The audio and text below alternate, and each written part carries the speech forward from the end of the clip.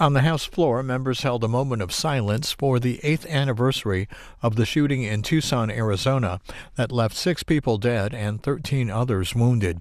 Former Representative Gabby Giffords, who was shot that day, was on the House floor.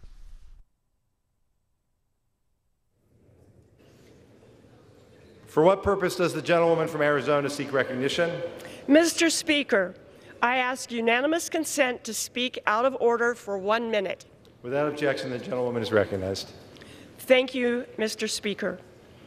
8 years ago today, at 10:10 a.m., 19 members of the Tucson community were shot in a despicable act of violence that shocked the nation. They were attending a Congress on Your Corner, where Congresswoman Gabby Giffords was meeting with her constituents when they were gunned down in a senseless tragedy that killed 6 and wounded 13. The shooter fired his weapon 33 times in less than 20 seconds and was attempting to reload his handgun when the courageous actions of 3 people stopped him. Had they not done so, many others would have been wounded or killed. The 6 people who died were Christina Taylor Green, Dorothy Dot Morris, Federal Judge John Roll, Phyllis Shinek, Dorwin Stoddard, Gabrielle Gabe Zimmerman, Bill Badger.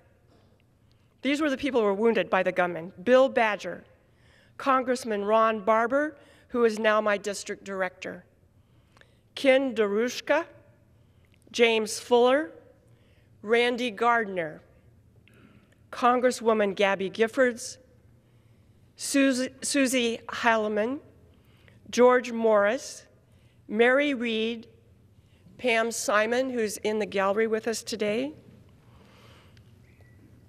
Mavi Stoddard, Jim Tucker, and Kenneth Veeder.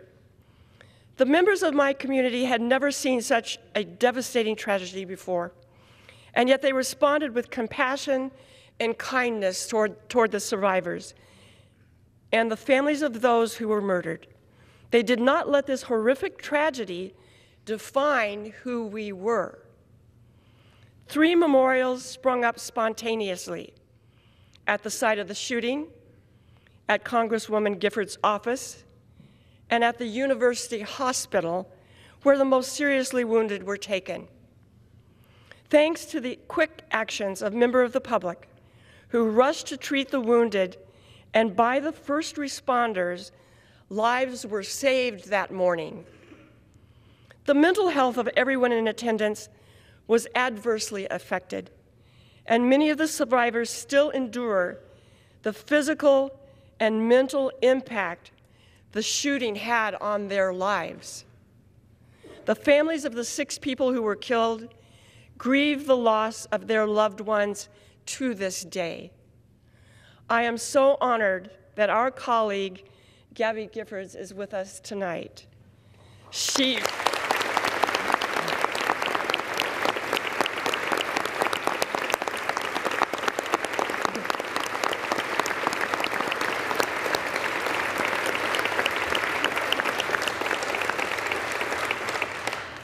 Gabby served with great distinction in this House, and despite her nearly fatal injuries, has gone on to encourage and inspire us to take action to reduce gun violence in our country. Today, a bipartisan group of our colleagues responded to Gabby's call by introducing and co-sponsoring House Resolution 8. This bill, which I support, will keep guns out of the hands of people who are currently prohibited by law from purchasing guns. It will eliminate loopholes in the current background check system. The bill will not prevent responsible gun owners from buying guns, but it will make sure that their gun purchases are made in compliance with our existing laws. And I look forward to the debate that we will have regarding H.R. 8 and hope that we will soon pass this bill out of our chamber. Gun violence in our nation is a major public health problem, and it must be addressed. The American people who sent us here are waiting for us to step up and act responsibly on their behalf.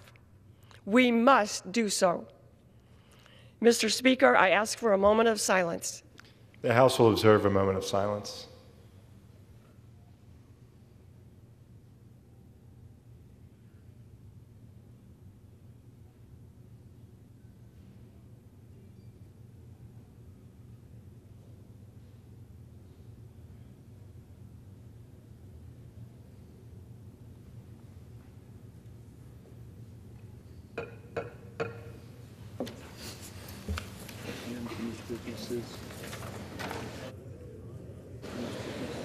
Sorry?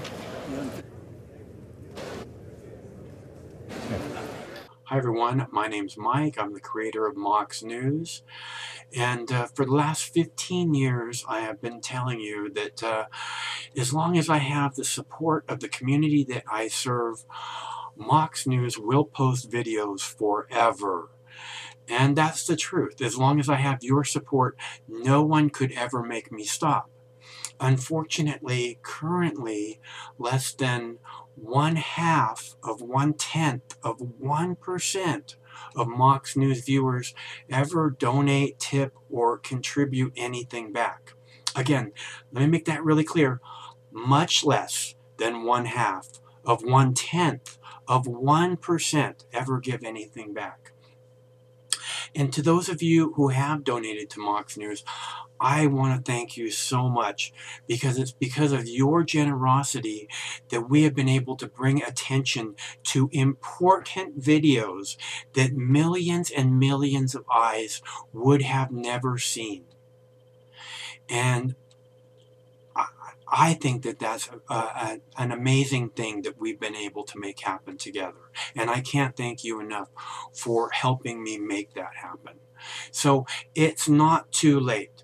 If you'd like to see Mox News covering the 2020 presidential election, if you can't imagine the 2020 presidential election without Mox News, please, there's still time. You can make a difference.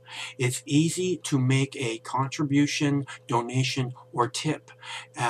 You can go to moxnews.com, or in the text body of this video, there are clickable links to the Patreon page or to the PayPal page. And again, it should take less than 2 minutes to make a donation, and your donation can make a big difference. So I thank you all. Stay cool. One of these days this war is going to end, and it would be awesome if Mox News could be there to celebrate that day with you.